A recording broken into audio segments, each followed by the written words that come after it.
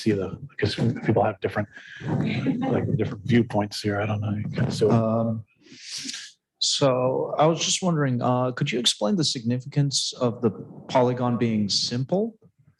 Oh, thank you. Okay, it's so weird. What difference does it make if the polygon? Suppose I'm like, what about a non-simple polygon? I'm going to stick another polygon inside your polygon as an obstacle. Like, what changes about the problem? Yeah. Why? It might not matter so much. So yeah, I guess I just started with that by default. I can't say. In fact, now I'm tempted to go back to that paper from 1986 and see whether or not it allowed holes.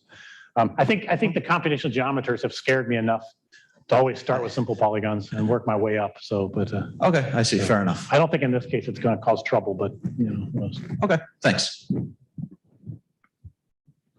Hi. Here. Yep. That's very interesting. We had this discussion with Michael. We were trying to address the same problem, kind of the same problem. So we were like between random sampling and van der Corport sampling, which is deterministic. And it turns out that, you know, it's not black and white. There's gray there. There are medium solutions. So what we ended up doing is we use the Latin hypercube sampling, which you know, comes from the design engineering research area. So what they do there is that imagine that you have that you know the number of bounces, then you split your random 1D sequence to 5 bounces, and then you go to each segment and you randomly sample. Mm-hmm. In that way, you guarantee you have some assurance of 1D uniformity, and you also have not underrepresented area, because with random sampling, you have to have a lot of samples to ensure that you cover the whole space and you bounce at a certain direction every time, right?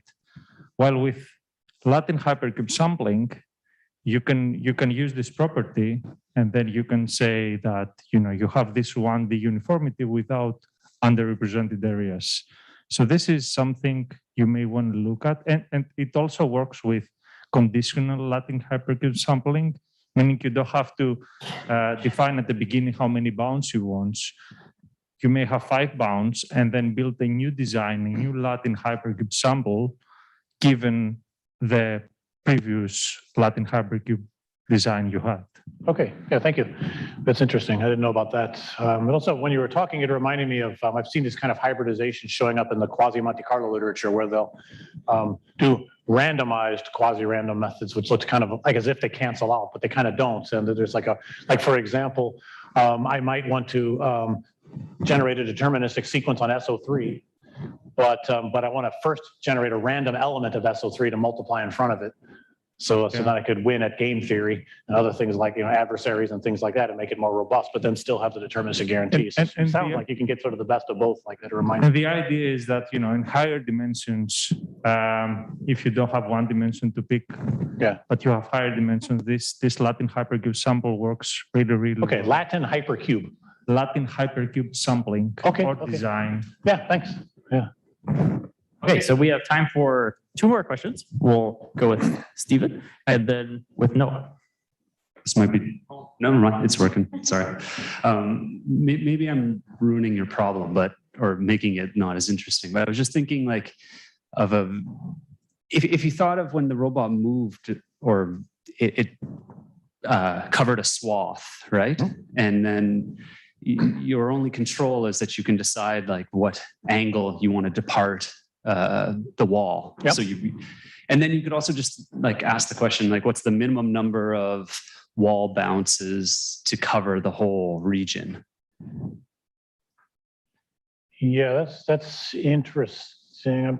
That's reminding me of K order visibility problems and things too. I guess there's like halls of mirrors and things like that, which are part of some of the related. If you go to computational geometry, then billiards, the closest thing to billiards is like Boris Aronov at somewhere in New York. Did a number of works on these kind of things.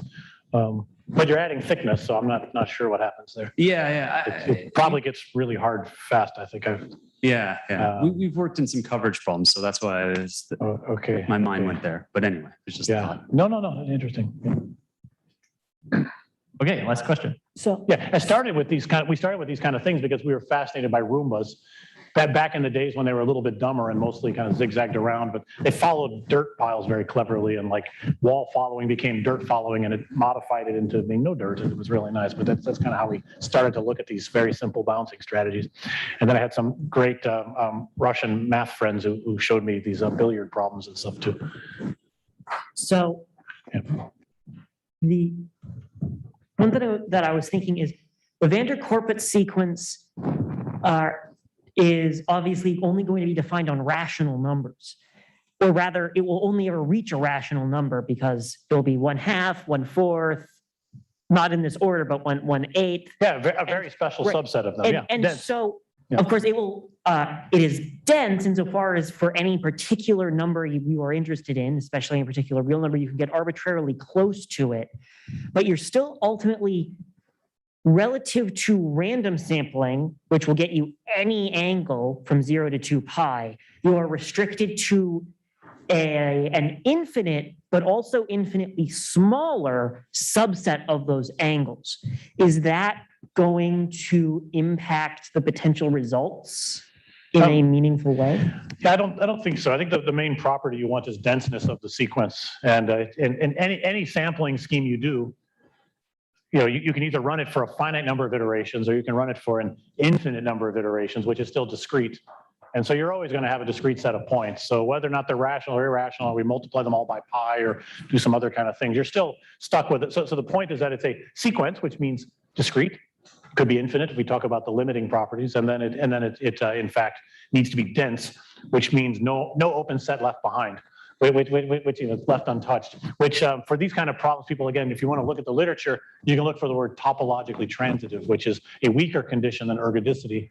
There's some stronger conditions of ergodicity too, but anyway, like mixing and other things. But I think this topological transitivity is all at least what I'm interested in here. So I don't think that particular technicality matters much from what I've seen. Okay, that concludes our open problem session. Let's give Steve and all of the speakers another hand. We have our afternoon snack coffee break out in the same area where we've been having all of our food. The next session will start back here in 25 minutes at 3:30. I apologize. I think the weirdos are the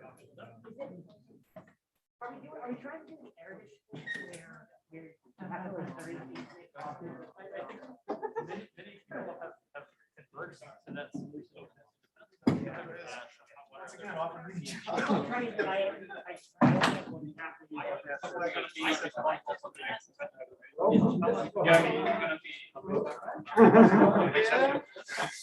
What?